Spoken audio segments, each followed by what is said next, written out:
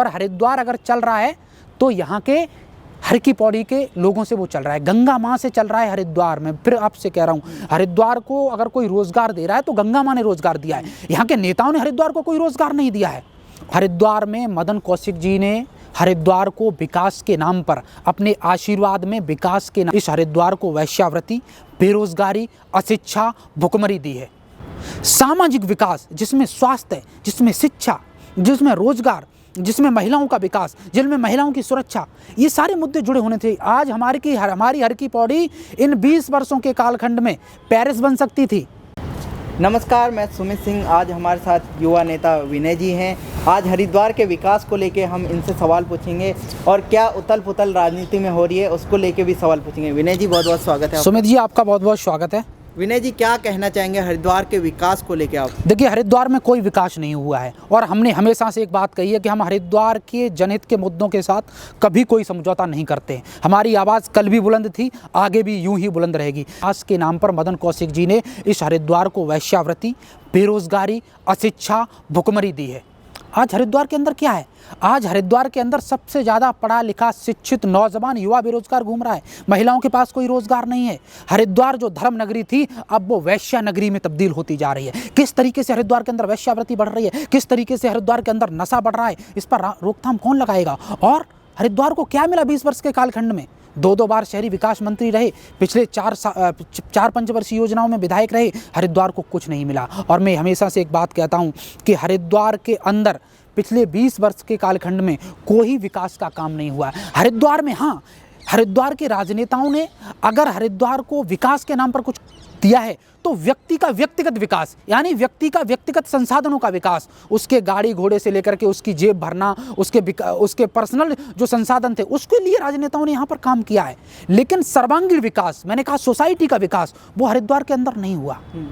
सामाजिक विकास जिसमें स्वास्थ्य, जिसमें शिक्षा, जिसमें रोजगार, जिसमें महिलाओं का विकास, जिनमें महिलाओं की सुरक्षा, ये सारे मुद्दे जुड़े होने थे। आज हमारी हर की पौड़ी इन 20 वर्षों के कालखंड में पेरिस बन सकती थी, दुबई बन सकती थी। आप जाओ इस्लाम की कंट्री में चले जाओ, आप मक्का मदीना में चले जाओ, मुसलमानों का जो पूजनीय जो स्थल है वो आप देखो ना, किस तरीके से वहाँ पर इंफ्रास्ट्रक्चर डेवलपमेंट हुआ है। क्या यहाँ पर नहीं हो सकता था? हरिद्वार के अंदर भी हो सकता था, लेकिन नहीं किया गया। यहाँ पर लाइब्रेरी घोटाला होता है, यहाँ पर कोविड का फर्जी घोटाला होता है, यहाँ कुंभ का घोटाला होता है। कुंभ की मैंने आरटीआई फाइल की थी, जवाब नहीं आ रहा था पिछले 6 महीने से। जवाब आ गया, अभी 4 दिन बाद प्रेस कॉन्फ्रेंस करूंगा, सबके सब चेहरे सामने आ जाएंगे, सबका सब दूध का दूध और पानी का पानी हो जाएगा। यहाँ पर विकास के नाम पर कुछ हुआ नहीं है।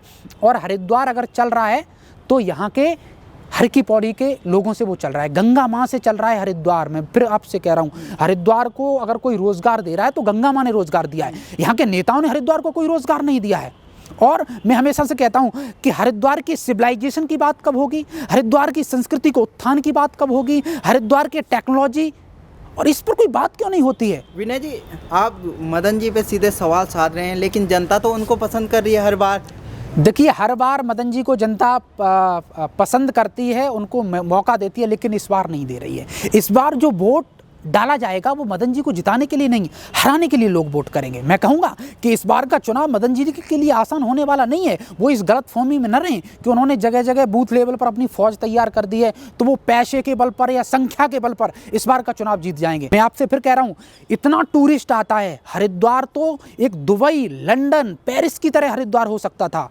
स्पिरिचुअल प्लेस है ये। कुंभ में कितना बड़ा घोटाला हुआ, आरटीपीसीआर का जो घोटाला हुआ, जो लाइब्रेरी का घोटाला हुआ, जो कोरोना काल में फर्जी रिपोर्ट के घोटाले से लेकर के, और जो ये घोटाला हुआ आपका कुंभ का घोटाला, आज दिन तक कोई एफआईआर नहीं हुई किसी के नाम में, कोई गिरफ्तारी नहीं हुई, कोई कार्रवाई नहीं हुई। आरटीआई के जरिए मैंने जवाब मांगे। आप मुझे बताओ, आर्कियोलॉजिकल सर्वे ऑफ इंडिया ने कहा कि हरिद्वार हर की पौड़ी संस्कृति के मामले में पूरे भारत का एक प्रमुख केंद्र है हिंदुओं का।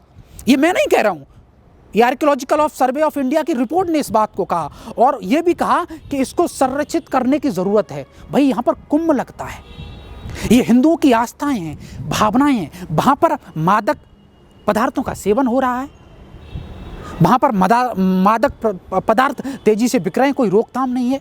आप जब टूरिस्ट सैलानी जब लोग यहाँ पर आते हैं तो यहाँ पर वैश्यावृत्ति का धंधा हो रहा है। ये कैसे काम चलेगा? आखिर हम क्या संदेश दे रहे हैं पूरी दुनिया को? जो लोग आते हैं वो क्या लेकर के जा रहे हैं यहाँ से?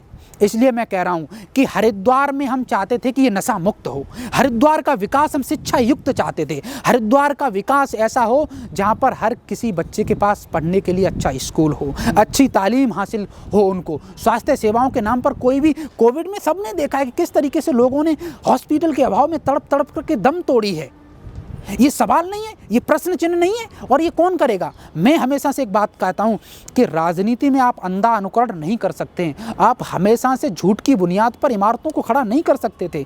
मैं कह रहा हूँ कि हरिद्वार में एक भी म्यूजियम नहीं है, हर की पौड़ी का क्या संस्कृति है, क्या गौरवशाली परंपरा है, यहाँ का जो है कि आध्यात्मिक, यहाँ का महत्व क्या है, यहाँ का सांस्कृतिक महत्व क्या है, यहाँ का भौगोलिक परिदृश्य क्या है, ठीक है। उसका जब यहाँ पर लोग आते हैं घूमने के लिए पता होना चाहिए, उसके लिए लाइब्रेरी होनी चाहिए, उसके लिए एक म्यूजियम होना चाहिए। तो इन सब चीज़ों को संरक्षित संगठित करने का कोई काम हरिद्वार के अंदर नहीं हुआ है। और मैं हमेशा से बात कहता हूँ, ये जितने पत्रकार घूम रहे हैं ना, ये जितने भी प्रवक्ता यहाँ पर घूम रहे हैं, इनके ना एक एक प्रवक्ता अगर किसी के अंदर है तो मेरे साथ आकर के डिबेट करे, मेरे साथ आकर के डिबेट करे। अगर किसी के अंदर हिम्मत है, किसी के अंदर हिम्मत नहीं हमसे बातचीत करने की, हमसे डिबेट करने की, और अभी प्रेस कॉन्फ्रेंस कर रहा हूँ, दूध का दूध पानी का पानी हो जाएगा, सारा सच सामने आ जाएगा। और मैं फिर कह रहा हूँ, मदन कौशिक जी ये ख्याल बिल्कुल दिमाग से निकाल दें कि इस बार वो जीत जाएंगे।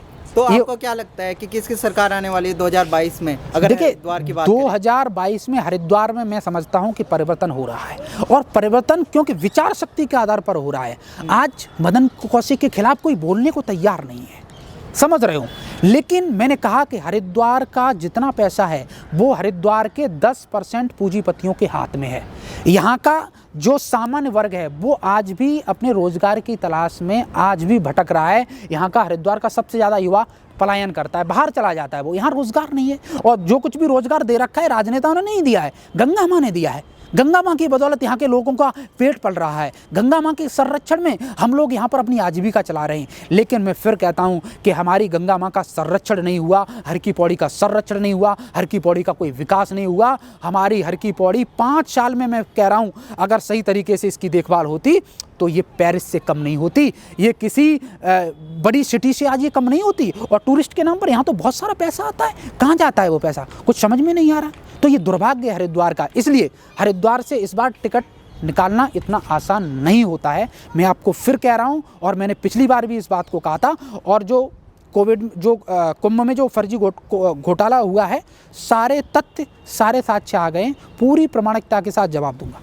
तो ये थे हमारे साथ विनय जी, इन्होंने हरिद्वार के विकास को लेके बहुत सारे सवाल उठाए हैं। आप सभी को कैसी लगी ये वीडियो ज़रूर बताएं कमेंट करके, और जो इनके विचार हैं, इनको विचारों को लेके आपको क्या लगता है ये भी हमारे साथ ज़रूर साझा करें।